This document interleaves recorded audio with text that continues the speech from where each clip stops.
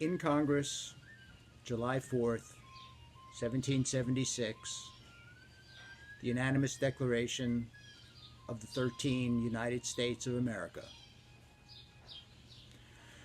When in the course of human events it becomes necessary for one people to dissolve the political bands which have connected them with another, and to assume, among the powers of the earth, the separate and equal station to which the laws of nature and of nature's God entitle them, a decent respect to the opinions of mankind requires that they should declare the causes which impel them to the separation. We hold these truths to be self-evident, that all men are created equal, that they are endowed by their Creator with certain inalienable rights, that among these are life, liberty, and the pursuit of happiness. That to secure these rights, governments are instituted among men deriving their just powers from the consent of the governed, that whenever any form of government becomes destructive of these ends, it is the right of the people to alter or to abolish it and to institute new government, laying its foundations on such principles and organizing its powers in such form as to them shall seem most likely to affect their safety and happiness. Prudence, indeed, will dictate that governments long established should not be changed for light and transient causes. And accordingly, all experience has shown that mankind are more disposed to suffer while evils are sufferable than to right themselves by abolishing the form to which they are accustomed. But when a long train of abuses and usurpations pursuing invariably the same object evinces a design to reduce them under absolute despotism, it is their right, it is their duty to throw off such government and to provide new guards for their future security.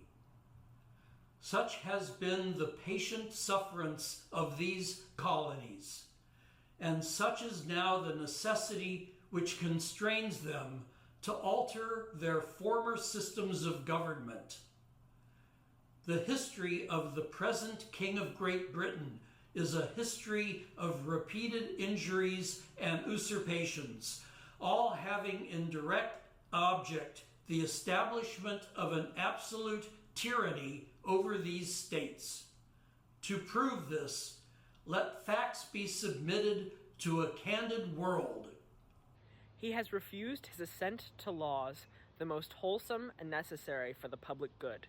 He has forbidden his governors to pass laws of immediate and pressing importance, unless suspended in their operation till his assent should be obtained, and when so suspended, he has utterly neglected to attend to them.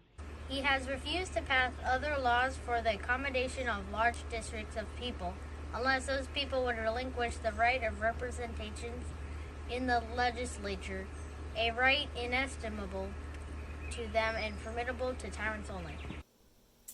He has called together legislative bodies at places unusual, uncomfortable, and distant from the depository of their public records for the sole purpose of fatiguing them into compliance with his measures.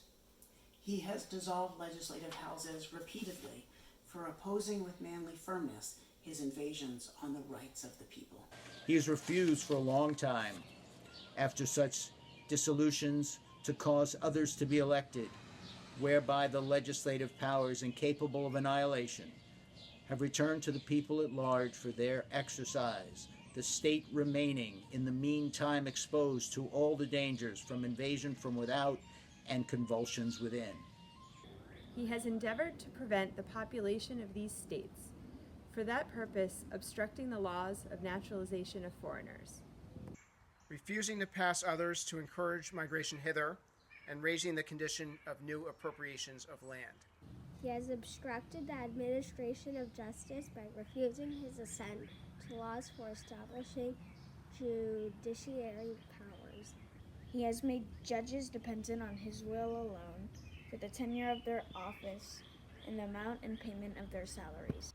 He has erected a multitude of new offices and sent hither swarms of officers to harass our people and eat out their substance. He has kept among us in times of peace standing armies without the consent of our legislatures. He has affected to render the military independent of and superior to civil power. He has combined with others to subject us to a jurisdiction foreign to our own constitution and unacknowledged by our laws, giving his assent to their acts of pretended legislation. For quartering large bodies of armed troops among us, for protecting them by a mock trial from punishment for any murders which they should commit on the inhabitants of these states. For cutting off our trade with all parts of the world. For imposing taxes on us without our consent. For depriving us, in many cases, of the benefits of trial by jury. For transporting us beyond seas to be tried for pretended offenses. For abolishing the free system of English laws in a neighboring province, establishing therein an arbitrary government, and enlarging its boundaries so as to render it at once an example and fit instrument for introducing the same absolute rule into these colonies. For taking away our charters, abolishing our most valuable laws, and altering fundamentally the forms of our governments. For suspending our own legislatures and declaring themselves invested with power to legislate for us in all cases whatsoever.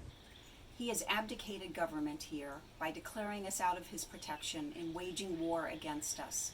He has plundered our seas, ravaged our coasts, burnt our towns, and destroyed the lives of our people. He is at this time transporting large armies of foreign mercenaries to complete the works of death, desolation, and tyranny, already begun with circumstances of cruelty and perfidy scarcely paralleled in the most barbarous ages, and totally unworthy of the head of a civilized nation. He has constrained our fellow citizens taken captive on the high seas to bear arms against their country, to become the executioners of their friends and brethren, or to fall themselves by their hands. He has excited domestic insurrections amongst us and has endeavored to bring on the inhabitants of the frontiers, the merciless Indian savages, whose known rule of warfare is an undistinguished destruction of all ages, sexes, and conditions. In every stage of these oppressions, we have petitioned for redress in the most humble terms. Our repeated petitions have been answered only by repeated injury. A prince whose character is thus marked by every act which may define a tyrant is unfit to be the ruler of a free people. Nor have we been wanting in attention to our British brethren. We have warned them from time to time of attempts by their legislature to extend an unwarrantable jurisdiction over us. We have reminded them of the circumstances of our emigration and settlement here. We have appealed to their native justice and magnanimity, and we have conjured them by the ties of our common kindred to disavow these usurpations, which would inevitably interrupt our connections and correspondence. They too have been deaf to the voice of justice and of consanguinity. We must therefore acquiesce in the necessity, which denounces our separation, and hold them, as we hold the rest of mankind, enemies in war, in peace, friends. We therefore, the representatives of the United States of America, in General Congress, assembled, appealing to the Supreme Judge of the world for the rectitude of our intentions, do, in the name and by the authority of the good people of these colonies, solemnly publish and declare that these colonies are, and of right ought to be, free and independent states, that they are absolved from all allegiance to the British Crown, that all political connection between them and the state of Great Britain is and ought to be totally absolved, and that as free and independent states, they have full power to levy war, conclude peace, contract alliances, establish commerce, and to do all other acts and things which independent states may of right do. And for the support of this declaration, with a firm reliance on the protection of divine providence, we mutually pledge to each other our lives, our fortunes, and our sacred honor.